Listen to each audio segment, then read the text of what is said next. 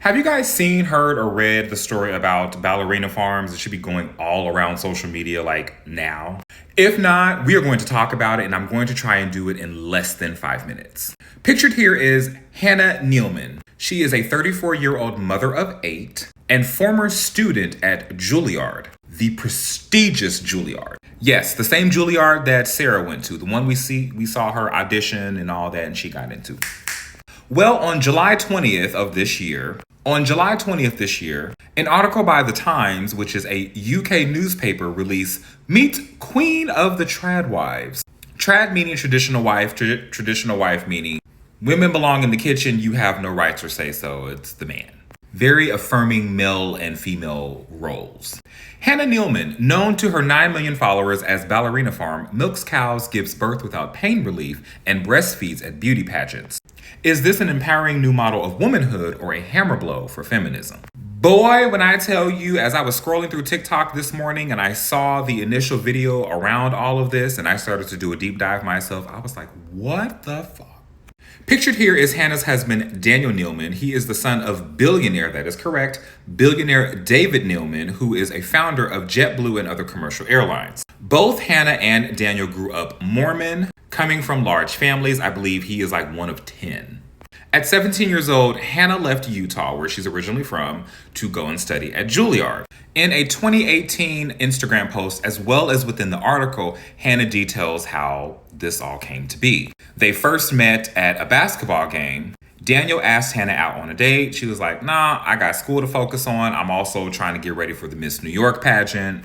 I'm good. 6 months later, they reconnected, and how they reconnected is quite interesting. Hannah was on a flight, I think she was either going back to Utah or to New York, I can't remember. And again, she was on JetBlue Airlines, which is the same company his dad owns. He makes a call, gets the seat right next to her. 3 weeks after they start dating, they become engaged. A month after that, they get married. 3 months after the wedding, she's still at Juilliard. She falls pregnant. She becomes the first undergraduate Juilliard student in modern history to be pregnant. Because obviously, if you're a ballerina, you can't be pregnant and trying to dance. But wait, does not tell her he wants to become a pig farmer until after she says yes to the engagement. Entrapment at its finest. I'm just going to call it what it is. Now, within the article, and with Daniel not being around, you see, when Daniel was around during the time of the interview, Hannah had to be very careful about what she said. But when there was a time when Daniel wasn't around as she was being interviewed, she said this. Back then, I thought we should date for a year before marriage. She continues, so I could finish school and whatever. And Daniel was like, it's not going to work. We've got to get married now. Girl, I feel like that man knew you were going to be great and The couple have 8 children, and she's had, and from my understanding, she's had 7 of them naturally, and one of them she had an epidural because she was overdue. The baby was also 10 pounds. She did not disclose this while Daniel was in the room during the interview. Daniel had left, and she whispered this to the interviewer. She also mentioned that having an epidural was kind of great. I couldn't imagine it not being great. I've heard the stories about childbirth. Again, another moment when Daniel's not in the room, the interviewer asked Hannah if she thought this is how her life was going to be. She said no. Her goal was New York City. She loved everything about New York. She wanted to be a ballerina, and I quote, I was a good ballerina. Daniel, on the other hand, when asked the same question, says, yes, he expected his wife to be more at home with the kids. Oh, that's correct. You heard that correct. If you take a look at her Instagram, there is little to nothing that symbolizes or references her life before she becomes Ballerina Farm. You can scroll back to 2018 or so, and there are a few videos of her doing ballet. And I think this might have been maybe 2020 or something like that, not really recent. No real recent videos or photos of her attempting to do any type of ballet. And the crazy part is, in Old Barn, Hannah wanted to convert into a ballet studio.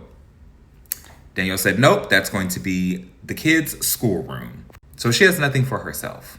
I also want to note that none of her family are pictured anywhere on her Instagram. Everything is about the Nealmans, Ballerina Farm, and Yeah. We're hitting the 5-minute mark, and I have this last thing. We're going over a little bit. It's fine. So the last thing I want to note is within the interview, Daniel notes how sometimes she's so sick from exhaustion, she's in bed for a week. And that is because Daniel will not let her have any childcare help. Nannies are out of the question. They have cleaners, but she has to pretty much do everything herself. And clearly this has happened more than once. And they keep having more kids. Yeah. So a lot of people are now flocking to her Instagram, showing her support, pretty much saying, girl, we hope you get out of that horrible relationship. Also going to Daniel's Instagram and condemning him for pretty much like, mofo, you trapped her. You messed up what could have been an amazing career for her as a ballerina. Because when you look at these videos and you look at her photos from 2018 on back, she looks seemingly and genuinely happy when she is doing ballet. And when you see videos of her, like with the kids and with Daniel and doing farming stuff, she seems happy, but not in the same way as you see her light up in these videos and photos of her doing ballet. This photo is from 2010 when she was dancing in China. I assume this is Swan Lake. It looks like Swan Lake, but I could be wrong. Anywho, you can read the full article on the Times, and a lot of other publications are starting to talk about it now. Let me know your thoughts. I would never give up my career goals and objective for a partner. That's just me. I don't care what our faith is. I don't care anything about that. Some people, we only get one chance at life. And that is no disrespect to the Mormon faith at all. But I thought this was an interesting rabbit hole to go down. I know it's not royal related, but it's a good story nonetheless. So let's keep the conversations going in the comments. Mwah. Bye.